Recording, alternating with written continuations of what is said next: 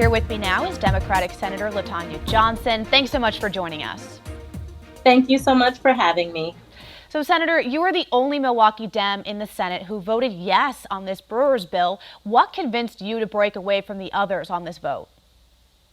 Well, Brewers are most definitely something that we don't want to lose.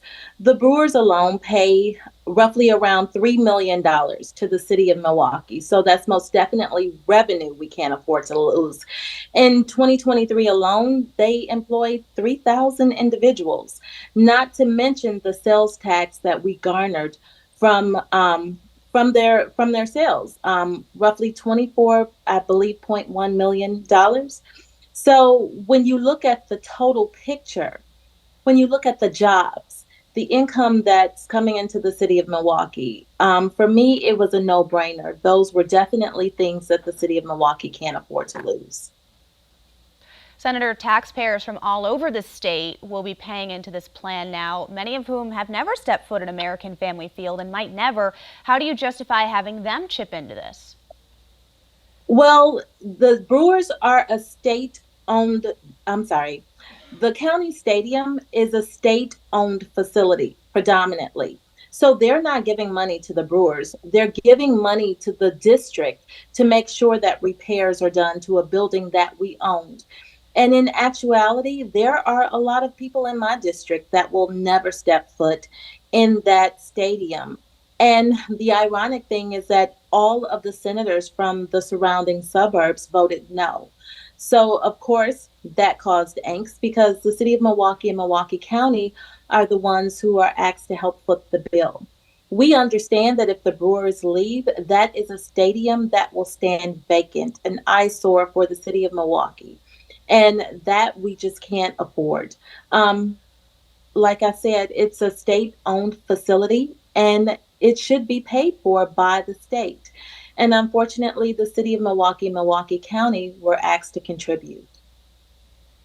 Do you think the Brewers should have contributed more? The Brewers did contribute. They contributed roughly around $110 million. That is in addition to the rent payments that they make. Let's face it, the Brewers are renters, and we don't expect renters to pay for dwellings, even in everyday society. If you're renting a dwelling, you expect major repairs to be made by the landlord, and that's exactly what's happening. The state, who is the landlord, is responsible for making those repairs, and that's exactly what happened. On that topic of repairs, let's look down the road a little bit, Senator. Are you concerned that the Brewers are going to come back again in a couple decades and then after all these repairs are done, they might just ask for a new stadium? That's something that concerns some of your colleagues. Are you concerned about that? I'm not, because, at the end of 2050, that's probably exactly what's going to happen, that stadium is going to need to be replaced. The stadium is already roughly over 20 years old. It's in good condition right now, but we know as those major mechanicals start to go, it is going to be cheaper at some point to replace that stadium. And also, we have to make sure that the Brewers have a way to keep up with industry standards. They have certain requirements that are imposed on professional baseball teams. And if the stadium can't make those requirements, then it's going to have to be replaced at some point, very similar to the Pfizer Forum. But why make the investment now, this kind of investment now that leans so heavily on the taxpayers when there may be a replacement just down the road? Because it's going to cost more to replace the facility than it is to repair what's already broken. We know with that building being over 20 years old that the mechanicals are now starting to wear and they're starting to fail. So it's more advantageous for us to make those repairs and save up for or have negotiations later towards a new stadium. But at the end of the day, we're talking about a 27-year deal, almost 30-year deal, and we're talking about an already over 20-year-old facility. So 50 years, that's not going to meet industry standards. So we're going to have other conversations later. Now, what that looks like, we have no idea. Right now, we have just negotiated the contract that we have right now. So we have a long time to consider what else needs to be done or what further steps need to be done in the future.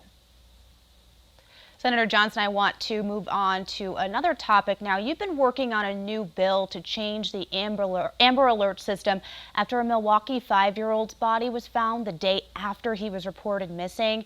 So Prince McCree's death is being investigated as a homicide, but when he was missing, there was no Amber Alert issued because his case didn't meet criteria for one. Senator, this is an extremely tragic and disturbing case and situation, very personal to you. You live across the street from Prince's family. So what changes will you propose to the Amber Alert system in the bill you're drafting? Well, first of all, the Amber is a federal system, so we can't make changes directly to the Amber system, but we can make changes or create a system that's similar to. What needs to happen, and I didn't even realize that the requirements for an Amber Alert were so strict. Like the thing that makes most children ineligible is not having a description of a person or a vehicle. And in most missing children cases, you're not going to have that unless that child is lucky enough to have someone witness that abduction. So what we want to do is to create a local system that can ping maybe cell phones within a 5 mile radius to let individuals know that that child is missing. The unfortunate piece in terms of Prince's case was that you had some neighbors who went to sleep and woke up to find out that Prince was found deceased and they didn't even know he was missing. So even with critical alerts here in Milwaukee, that doesn't reach everyone. And our goal is to reach everyone to make sure that our children can be brought back safe. Senator, when do you expect to have some finished product of that bill?